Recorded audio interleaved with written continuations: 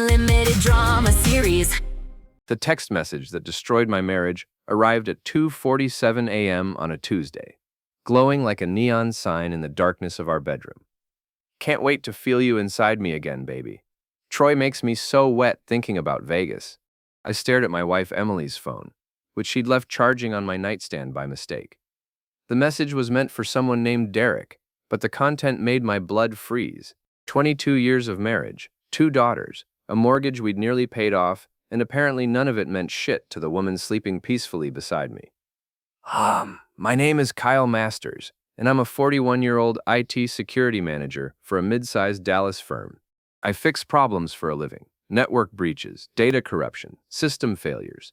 I'm methodical, patient, and very good at finding hidden things. What I never expected was that my biggest security breach would be sleeping in my own bed. Emily stirred, her blonde hair catching moonlight from our bedroom window. Even at 37, she looked like the real estate agent she was: polished, attractive, the kind of woman who could sell ice to Eskimos. Apparently, she'd been selling herself to someone named Troy. I screenshot the message, and several others I found, my hands surprisingly steady. Years of handling IT emergencies had trained me to stay calm under pressure. But this wasn't a server crash or a virus attack.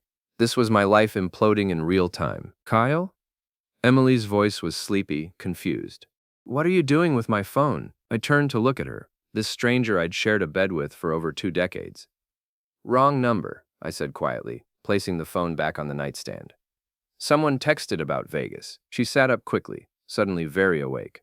Vegas? What did it say? Something about a business trip, probably meant for someone else. I watched her face in the dim light, cataloging every micro-expression. The relief, the quick calculation, the return to fake sleepiness. Oh, okay. She settled back down, but I could feel the tension radiating from her body. I lay there until sunrise, staring at the ceiling, planning my next moves. In IT security, we have a saying: trust, but verify. I'd been doing plenty of trusting. Time to start verifying. The next morning felt like performance art. Emily made coffee and scrambled eggs, chattering about showing houses to potential buyers. Our daughters, Sophie and Emma, aged 16 and 14 respectively, rushed through breakfast before catching their rides to school. A perfect suburban morning, except for the fact that I now knew my wife was cheating on me with someone named Troy in Las Vegas. I might have to travel more for work, Emily said, not meeting my eyes. The luxury market is really picking up in Nevada. Nevada? I kept my voice neutral while buttering toast. That's new territory for you. Well, you know how it is. Got to go where the money is. She laughed, but it sounded forced. Besides, a little time apart might be good for us. Keep things fresh.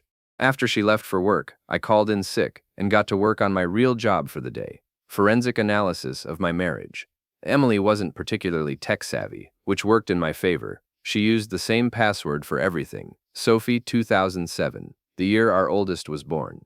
Her laptop revealed a treasure trove of information: hotel bookings in Vegas dating back 8 months, charges at expensive restaurants, lingerie stores, and jewelry shops. Most damning of all, a separate email account I'd never known about, filled with explicit messages to and from Troy Baxter. Troy, as it turned out, was a 43-year-old divorced entrepreneur who owned a chain of sports bars in Nevada. His photos showed a guy who clearly spent serious money on his appearance: perfect teeth, expensive clothes, the kind of artificial tan that screamed midlife crisis. The messages between them were nauseating. Emily described our sex life in unflattering detail, complained about my boring personality, and made plans for a future that apparently didn't include me. Troy responded with promises of luxury vacations and talk of Emily leaving her dead-end marriage. But the real gut punch came when I found the financial records. Emily had been skimming money from our joint accounts for months, funding her Vegas trips with our daughter's college funds. She'd even taken out a second mortgage on our house without my knowledge, forging my signature on the documents. My phone rang, interrupting my investigation. Derek Morrison, my old college roommate and current private investigator, was returning my call from earlier. Kyle, buddy, you sounded pretty stressed in your message. What's going on? Derek had been a cop for 15 years before going private, specializing in infidelity cases. If anyone could help me navigate this mess, it was him. I need your professional services, I said. Emily's having an affair. Shit, man. I'm sorry. You sure? I've got text messages, hotel records, and financial documents, I'm sure. What do you want to do about it? Divorce lawyers love this kind of evidence. I want more than a divorce, Derek. I want justice. There was a pause. Be careful, Kyle. Revenge has a way of backfiring. This isn't revenge. It's consequences. Emily's sister Jessica arrived that evening without warning. Her BMW SUV parked arrogantly across our driveway like she owned the place. Jessica had always been the golden child of Emily's family, the one who married money, lived in a mansion, and treated everyone else like servants. Kyle, she announced, sweeping into our living room with her usual dramatic flair. We need to talk. Jessica was everything Emily aspired to be. Designer clothes, perfect makeup, the kind of confidence that came from never having to check a price tag. She'd been married to a successful plastic surgeon for 12 years and never let anyone forget it. Emily's going through a difficult time, Jessica said, settling onto our couch like she was holding court. She needs space to find herself. Ma, I looked up from my laptop, where I'd been pretending to work while actually monitoring Emily's email account. Find herself. She's been seeing a therapist. Dr. Martinez has been very helpful in making Emily realize she's been living for everyone else instead of herself. Dr. Martinez. Emily's been going to therapy for months, Kyle. The fact that you don't even know that proves her point about how disconnected you two have become. This was news to me, but I kept my expression neutral. What kind of therapy? Individual counseling focused on self-actualization and breaking free from codependent patterns. Jessica spoke like she was reading from a brochure. Emily needs to explore who she is as an independent woman. She's married with 2 teenage daughters. How independent can she be? Jessica's perfectly sculpted eyebrows rose. That attitude is exactly the problem, Kyle. You see Emily as your property instead of as a person with her own needs and desires. I see Emily as my wife and the mother of my children. Someone who made commitments and promises. Commitments change. People grow. Emily has outgrown this marriage. I closed my laptop and gave Jessica my full attention. What exactly are you saying? Emily needs a trial separation, 6 months to explore her options and decide what she really wants. Dr. Martinez thinks it would be therapeutic. And where exactly would Emily be exploring these options? She has friends in Nevada. A change of scenery would be good for her. Friends in Nevada, right. One friend in particular named Troy Baxter. Well, what about Sophie and Emma? They'll be fine with you. Emily needs this time to be selfish for once in her life. The casual way she dismissed our daughters made my jaw clench. Being selfish is the opposite of being a mother. See? This is exactly what Dr. Martinez warned us about. Your controlling behavior and outdated gender expectations. Emily chose that moment to walk through the front door, stopping short when she saw her sister on our couch. Jess, what are you doing here? I'm helping your husband understand what you need right now. Emily shot me a nervous look. We haven't discussed anything definite yet, but you've been thinking about it, Jessica said firmly. And Kyle needs to know that your family supports whatever decision you make. My family? I stood up slowly. What about our family? The one Emily and I built together? Kyle, please don't make this harder than it has to be, Emily said quietly.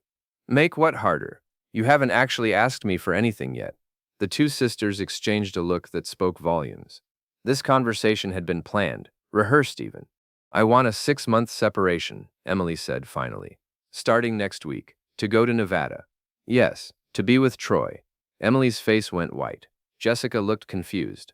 Who's Troy? Jessica asked. I smiled coldly. Emily's friend, the one she's been visiting in Vegas for the past 8 months, the one she's been funding with our daughter's college money. Emily sank into a chair, her composure cracking. Kyle, I can explain. I'm sure you can, but not in front of your sister. This is between us. Jessica stood up, her face flushed with anger. How dare you spy on Emily? This is exactly the kind of controlling behavior that drove her away.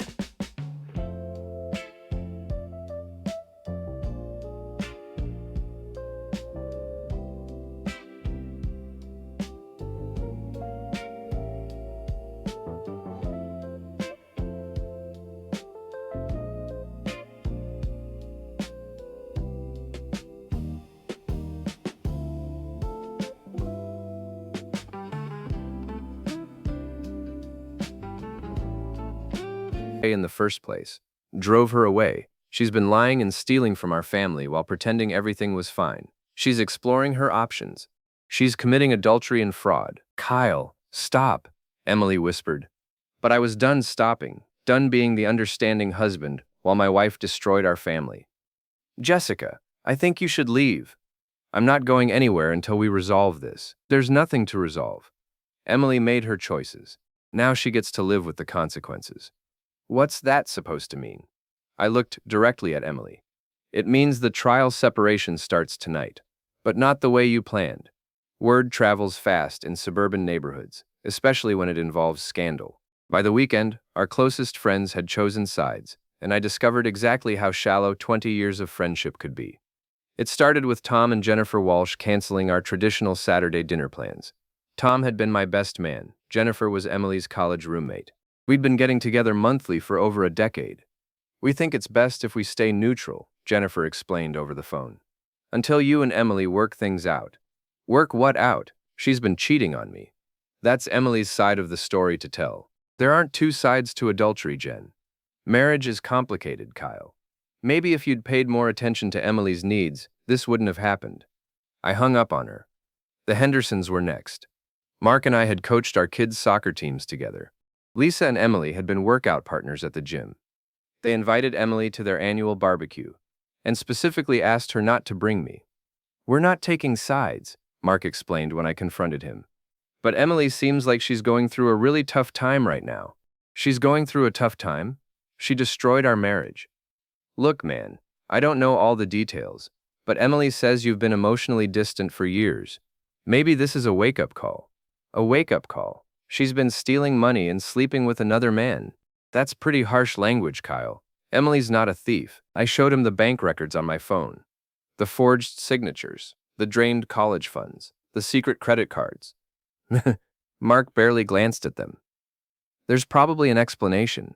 Emily's not the kind of person who would do something like this without a good reason. What good reason justifies fraud? I'm not a lawyer, Kyle. I just know Emily, and she's a good person who's obviously struggling. The final betrayal came from our church friends, the couples we'd known for 15 years through St. Matthew's. Pastor Williams called to inform me that Emily had requested prayer for her abusive marriage, and that several congregation members were concerned about my controlling behavior. Abusive? I couldn't believe what I was hearing. Pastor, I've never laid a hand on Emily. Abuse takes many forms, Kyle. Emotional manipulation, financial control, isolation from friends and family. She's been stealing from our joint accounts and having an affair. How is that my fault? I'm not assigning fault. I'm simply saying that Emily has reached out for help, and we're providing it. What kind of help? Counseling, emotional support, and if necessary, temporary housing. You're helping my wife leave me. I'm helping a parishioner in crisis, based on her lies, based on her testimony. And Kyle, I have to say, your anger right now is concerning. Emily mentioned that you've been increasingly hostile and threatening. Threatening? Threatening? Pastor, I haven't threatened anyone. She says you've been monitoring her communications and following her. I discovered she was having an affair. Of course I investigated. That kind of surveillance behavior is exactly what she's talking about. I hung up on him too. By Sunday evening, I was effectively friendless. 20 years of relationships gone. All because Emily had gotten to them first, with her victim narrative, and none of them had bothered to hear my side. Derek came over with beer and take-out Chinese food. Rough week? He asked, settling into my living room. I've lost my wife, my friends, and apparently my reputation. Other than that, everything's great. Emily's been busy. What do you mean? Derek pulled out his phone and showed me Emily's Facebook page. She'd been posting cryptically about finding the strength to leave toxic relationships and choosing self-love over fear. The comments were filled with support from our former friends. She's playing the victim perfectly, Derek observed. Classic manipulation tactic. Get sympathy first, control the narrative, isolate the target being me. Looks like it. I scrolled through the posts, reading comment after comment about Emily's bravery and strength. People who'd known me for decades were talking about me like I was a monster. How did this happen, Derek? How did I become the villain in my own life? Because you're playing defense instead of offense. Emily's been planning this for months, maybe years. She's had time to build her case and recruit allies. You're just reacting. What am I supposed to do? Start posting my own version on social media? No. That makes you look desperate and vindictive. But you need to stop being passive about this. I'm not being passive. I'm gathering evidence for the divorce. Kyle, buddy, you're thinking like an IT guy.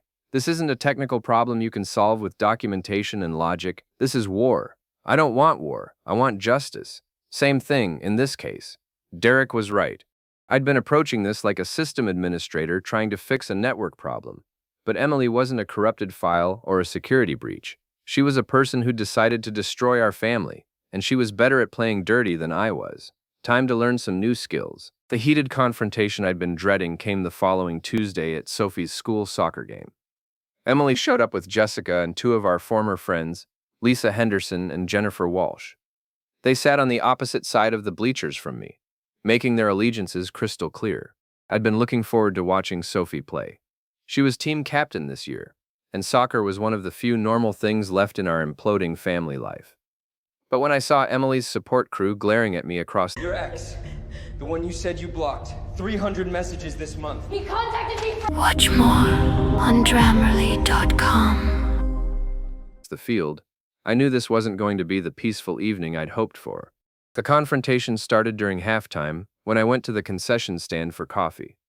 Jennifer Walsh intercepted me near the popcorn machine. Kyle, we need to talk. I don't think we do, Jen. Yes, we do. This whole situation is getting out of hand. Lisa Henderson appeared at Jennifer's shoulder like backup arriving for a fight. Emily told us what you did to her credit cards. I'd canceled Emily's access to our joint accounts after discovering the extent of her theft, leaving her with only her personal checking account. Apparently, this was now being framed as financial abuse.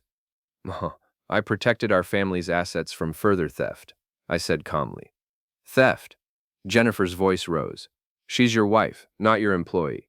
She has every right to that money. She has a right to half our assets in a divorce. She doesn't have a right to steal money for her affair. You're being ridiculous, Lisa said. Emily made a few mistakes, but you're acting like she's a criminal. She forged my signature on loan documents and emptied our daughter's college funds. That's literally criminal. She was trying to find herself, Jennifer said.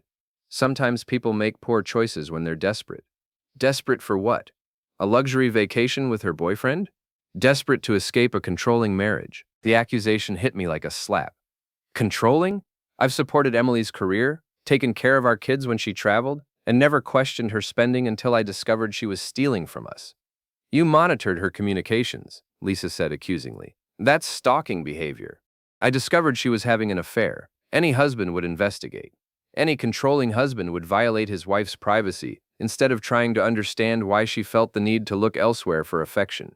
I stared at them, these women I'd known for years, and realized they genuinely believed what they were saying. In their minds, Emily's adultery and theft were justified responses to my supposed failures as a husband. So this is my fault? We're not assigning blame, Jennifer said. We're trying to help you understand Emily's perspective. Her perspective is that she wants to leave me for another man while keeping half our assets. I understand it perfectly. That's not what she wants. Then what does she want? She wants you to fight for your marriage instead of punishing her for being human. I almost laughed. Fight for my marriage? She's been planning to leave me for months while stealing money and sleeping with another man. What exactly am I supposed to fight for?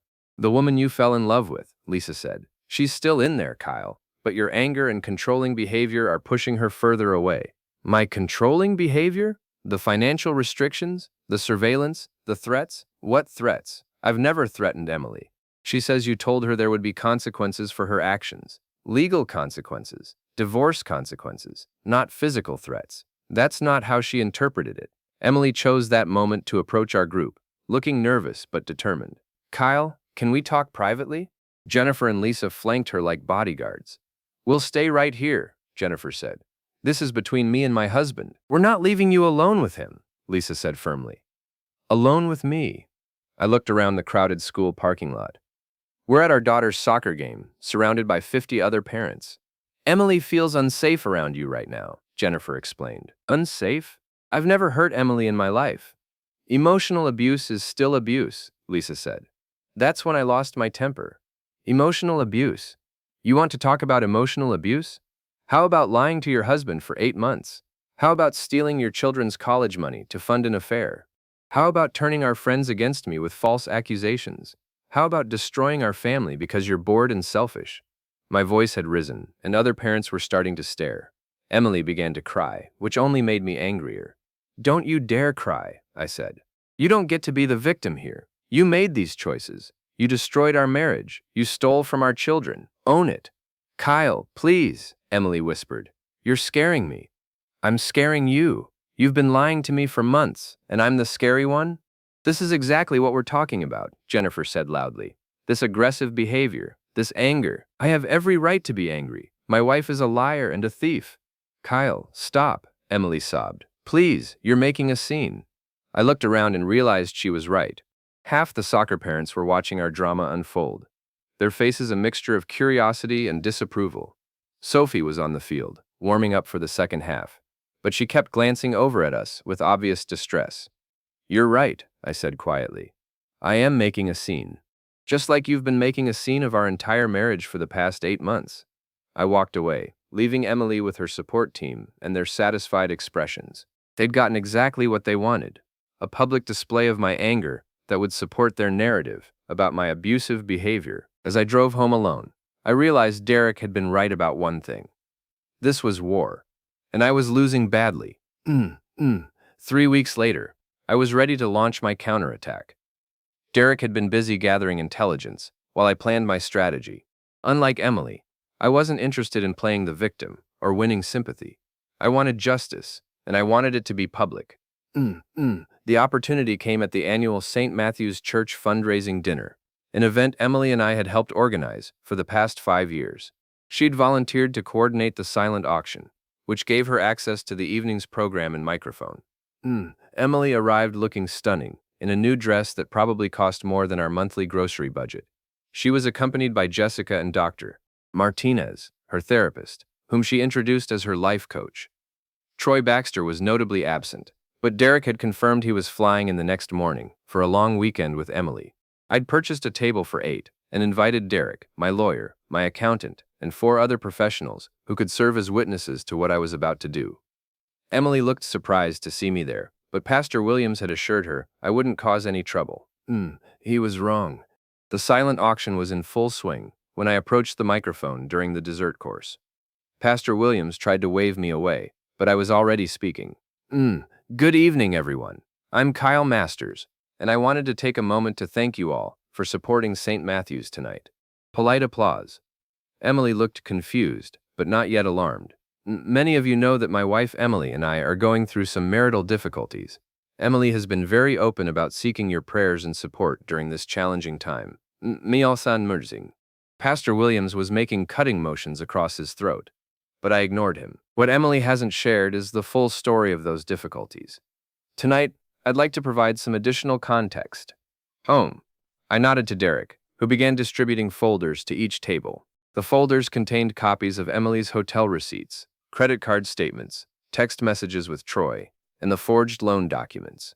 As you can see from the documentation, Emily has been conducting an extramarital affair for the past 8 months, while systematically stealing money from our joint accounts to fund her relationship. The room erupted in shocked whispers. Emily stood up, her face white with fury. "Kyle, stop this right now." The highlighted items show charges for luxury hotels, expensive dinners, jewelry, and clothing, all paid for with money intended for our daughter's college education. "This is private information," Pastor Williams shouted. "This is completely inappropriate." What's inappropriate is asking this congregation to provide counseling and support to someone based on false information. Emily was crying now, but they weren't the manipulative tears I'd seen before. These were tears of genuine humiliation and rage.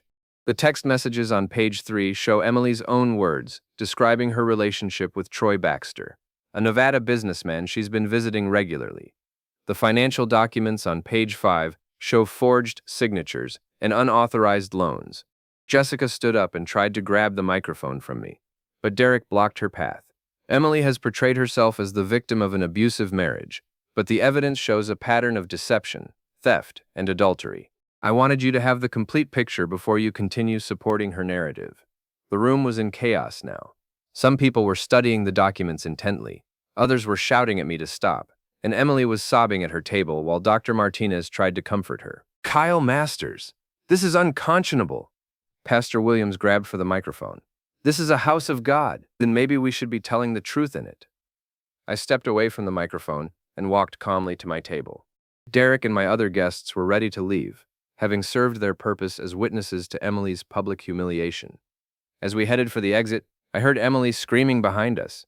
"You bastard! You complete bastard! How could you do this to me?" I turned back to look at her one final time. "The same way you did it to me, Emily, except I told the truth." The parking lot was full of people streaming out of the church, some clutching their folders, others on their phones already spreading the gossip. By morning, everyone in our social circle would know exactly what Emily had done and how she'd manipulated them into supporting her.